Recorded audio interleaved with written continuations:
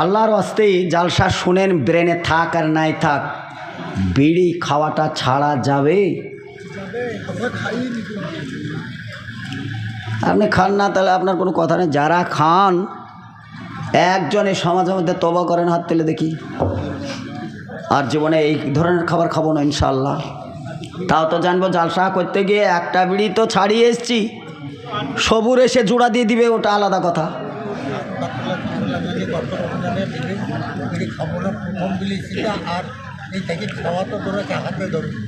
ভাই সকল, আপনি নিজে বাঁচেন, নিজে বাঁচেন, বাঁচেন, নিজে বাঁচেন। ভিতরের পাশ সব আল্লাহর নিয়ামত, নষ্ট করেন না ভাই। ওপরের চাহানিটা যত শক্ত, ভিতরে যত যাবেন তত দুর্বল। জর্দার পাতা যদি নাড়িতে সেটে যায়, ওই নাড়ি কেটে বাদ দেওয়া ছাড়ার উপায় নাই, ওখান থেকে ক্যান্সার হবে।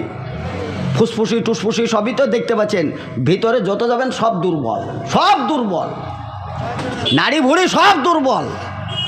অথবা তার ধুমো দিয়েন না বাবজি, খুব দিয়েছেন আর দিয়েন না, খুব জর্দা মেরেছেন আর মারেন না, একটু ছাড়ার চেষ্টা করেন। এখন যে লোকটি সেইখানে দাঁড়ায় পরে বলছে আফসোস করতে করতে, বিরাট আফসোস, জিন্দিগিটা আমি বরবাদ করেছি, কি জিন্দিগি আমার ছিল আর কি বরবাদ করেছি, এই বক্তব্য আমি জীবনে কোনোদিন শুনি নাই। তার আফসোস, আফসোস হতে হতে সে বহু চিন্তা ভাবনার মাধ্যমে হার্ট অ্যাটাক করে মারা গেল, এই সভাতে মারা গেল। বলেন এই লোকটা জান্নাতে যাবে না জাহান্নামে যাবে? কথা বলেন।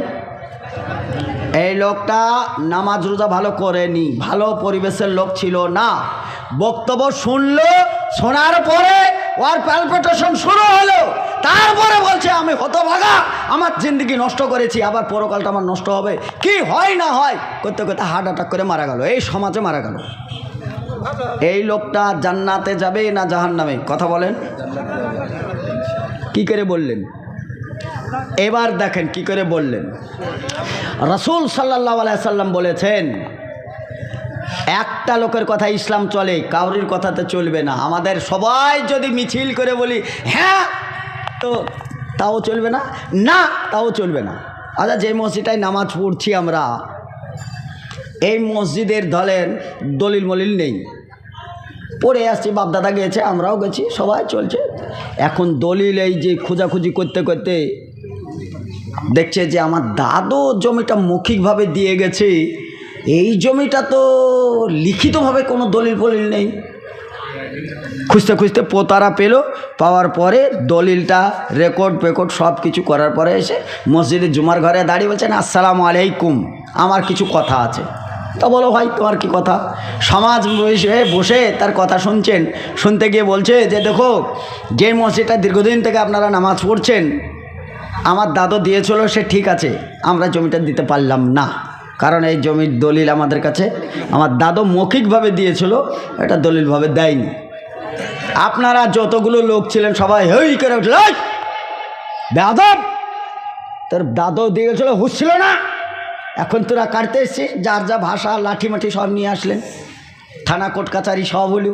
প্রচুর লোক আপনারা সমর্থনে ছিলেন না, মসজিদেই নামাজ পড়বো করছেন, এরকম সাহারার মতন লোকও অনেক আছে যে জোর করে নামাজ পড়লেও পড়বো, কে আসছে দেখি, মানে এরকম পায় তারা চালাচ্ছে। ওই লোকটা কিন্তু একাই, যে লোকটা জমির দাবিদার সে কিন্তু একাই। আচ্ছা বলেন তো কার দাবিটা টিকবে? একাই টিকবে। কিসের কারণ টিকবে? ওর কাছে দলিল আছে। আর যারা এমনি হুজ্জুতি করছে তারা বেদলিল হুজ্জুতি। তাহলে যার কাছে দলিল থাকবে সে কিন্তু দলিলের বলে জিতে যাবে। দলিল হচ্ছে মুহাম্মদুর রাসূলুল্লাহ সাল্লাল্লাহু আলাইহি সাল্লাম বলেছেন, কোনো ব্যক্তি সে যদি এই কোরআন ও হাদিসের আলোচনা শুনতে গিয়ে সে যদি মারা যায়, তাহলে সে যত বড়ই পাপী হোক না কেন, এই মজলিসে আসায় তার পাপটা মোচন হয়, সে সশরীরে জান্নাতে যাবে, ওয়াদা করেছে আল্লাহ রাব্বুল আলামিন। কোরআনের ভাষা হচ্ছে ইন্নাল্লাহা লা ইখলাফুল মিয়াদ, নিশ্চয়ই তোমরা জেনে রাখো আল্লাহর ওয়াদা কোনোটাই ভঙ্গ হয় না, হবে না। তাহলে এই মজলিসটা বিরাট দামি মজলিস হিসাবে পেলাম না? বিরাট দামি মজলিস না? অথচ দেখেন এই দামি মজলিসে লোক নেই। তাহলে বুঝতে হবে যারা আমরা প্রতিযোগিতার মাঠে থেকে দৌড়ে বেড়ে এসছিলাম তারা কিন্তু আমরা এই মাঠের লোক না।